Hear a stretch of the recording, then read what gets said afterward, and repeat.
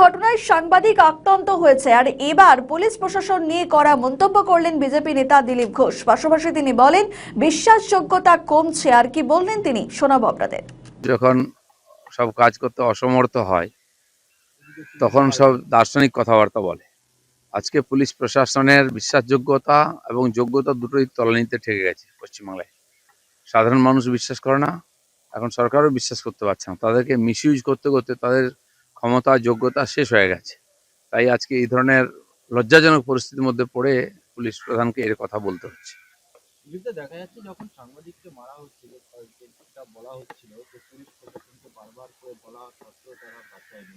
সেই ভিডিও ফুটেজে দেখা যাচ্ছে যে পুলিশ রয়েছে, হাতে লাঠি রয়েছে, ঢাল রয়েছে, সমস্ত কিছু রয়েছে। প্রশ্ন হচ্ছে সাংবাদিককে বাঁচাবে কে, নাগরিককে বাঁচাবে কে, কিন্তু পুলিশকে কে বাঁচাবে আগে? পুলিশ সবচেয়ে নিরীহ, নিরুপায়। সরকারও তার সঙ্গে নেই, পাবলিকও তার সঙ্গে নেই, তারাও তো কর্মচারী, তাদের ঘর সংসার আছে। সে কেন শহীদ হতে যাবে? পুলিশকে টার্গেট করা হয়েছে। পুলিশের যদি ক্ষমতাই না থাকে লাঠি বা কি করে চালাবে? আজ পর্যন্ত এত ঘটনা ঘটেছে, জ্বালানো পোড়ানো ভাঙাভাঙি, পুলিশকে কোথাও লাঠি চালাতে দেখেছেন? রাষ্ট্রবিরোধী গতিবিধি এখানে চলেছে, ট্রেন বাস পোড়ানো থেকে আরম্ভ করে দাঙ্গা হচ্ছে, বাড়িঘর লুট হচ্ছে, পুলিশ দর্শক। তো সে পুলিশকে মানবে কে? পুলিশকে এই যে নিরুপায় নির্ধাম সর্দার করে দেওয়া হয়েছে, এর ফলে সমাজেতে এত বেশি বিশৃঙ্খলা, এত অপরাধ বাড়ছে। আর এটা সর্বোপরি প্রশাসন যদি ভেঙে পড়ে কেউ ভয় করবে না, যে যা ইচ্ছা করবে, আইন থাকবে না। মমতা ব্যানার্জি নিজে যদি আইন হাতে তুলে নেন, আইন না মানেন, তো সাধারণ জনতা মানবে কেন? আর সবচেয়ে চাপ আসছে পুলিশের উপরে, তারা না পেছাতে পারছে না এগোতে পারছে। শ্যামসুন্দরী মন্দির আমস্ট্রিটে সেখানে দেখা গেল যে যারা পুজো দিতে এলো তাদেরকে পুলিশ লাঠিচার্জ করেছে। পুলিশ ওটাই করে। নিরীহ সাধারণ মানুষ, মহিলারা, যারা ভক্ত মানুষ, ঝুট ঝামেলার মধ্যে নেই, তাদের উপরে বীরত্ব দেখায় পুলিশ সব জায়গায়।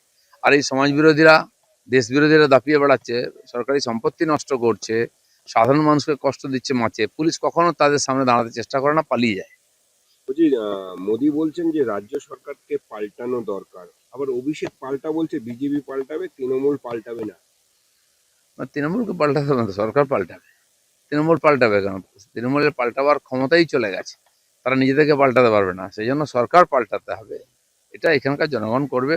মাননীয় প্রধানমন্ত্রী বারবার বলছেন, এখানে এসে এই যে উন্নয়নের ডালি উনি নিয়ে আসছেন, এখানে সাধারণ মানুষের জীবনকে গতিশীল করার জন্য এত ট্রেন, যাতায়াত ব্যবস্থা, সড়ক, জল পরিবহন, সবকিছু সুবিধা দেওয়া হচ্ছে, যেটা 10 বছর 15 বছর আগে করা হচ্ছিল, কেউ করেনি, সেটা আজকে মোদিজিকে করতে হচ্ছে। তো বাংলার মানুষও দেখছে, কারণ বাংলার বাইরে পা দিলে আমরা বুঝতে পারি উন্নয়ন কাকে বলে। আর বাংলার ভিতরে ঢুকলে কেবলমাত্র নেতাদের বাড়ি দেখলে বোঝা যায় উন্নয়ন কাকে বলে। এর থেকে পরিত্রাণ চাই পশ্চিমবঙ্গের। মোদি বাংলার শিল্প তখনই আসবে, মোদি বলছেন বাংলার শিল্প তখনই আসবে যখন রাজ্যের আইন শৃঙ্খলা পরিস্থিতি উন্নতি হবে। এই তো সবাই জানে। এই ধরনের ঘটনা, দুর্বৃত্তরা দাপিয়ে বেড়াচ্ছে, পুলিশ দর্শক পুলিশকে তাড়া করছে। কোন শিল্পপতি নিজের টাকা পয়সা নিয়ে এসে নিজের প্রাণ রিস্ক নিয়ে এখানে কাজ করবে? আজ উড়িষ্যা গভর্নমেন্ট পাশেই, গত 1-1.5 বছর সরকার হচ্ছে, দেখুন পুরো সিস্টেম পাল্টে ফেলেছে। পশ্চিমবাংলার বহু শিল্পপতি ওখানে গিয়ে জমি নিয়ে সেখানে কাজ শুরু করে দিয়েছে অলরেডি।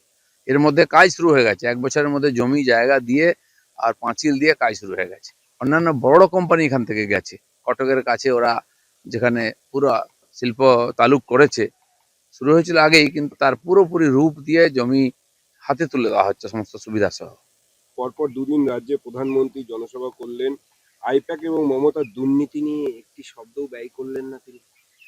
সিবিআই যেখানে তদন্ত হচ্ছে, ফাইল নিয়ে দৌড়াদৌড়ি করছেন মমতা ব্যানার্জি, সেখানে প্রাইম মিনিস্টারকে বলতে হবে? মানুষ কি অন্ধ হয়ে গেছে বাংলার নাকি? ওই যে সিঙ্গুরেতে প্রধানমন্ত্রী শিল্প নিয়ে একটি শব্দও বলেননি, কোথায় শিল্পের বার্তা তো কিছু দিলেন না। না, যা হবে, আগে তো উনি বলেছেন যে এখানে আইন শৃঙ্খলা না হলে শিল্প হবে না, সরকার হবে। আর তার জন্য যে বেসিক জিনিস, যাতায়াত ব্যবস্থা, রেলওয়ের, রোডেজ, সব কিছু তৈরি করে দিচ্ছেন উনি। আর উদাহরণ রাখছেন যে কিভাবে আমরা করব। আমি এয়ারপোর্টে ছিলাম ওনাকে সি অফ করার জন্য। আচ্ছা, অভিষেক বলছেন যে নদিয়ায় সব সব আসন জিততে হবে, যে জেলায় যাচ্ছেন সেখানেই বলছেন সব কটা আসন জিততে হবে। আমিও বলছি, তো যতদিন না ভোট গণনা শেষ হবে মে মাসে, ততদিন অবধি 294টা আসনই টিএমসি জিতবে। রেজাল্ট হলেই বোঝা যাবে কে।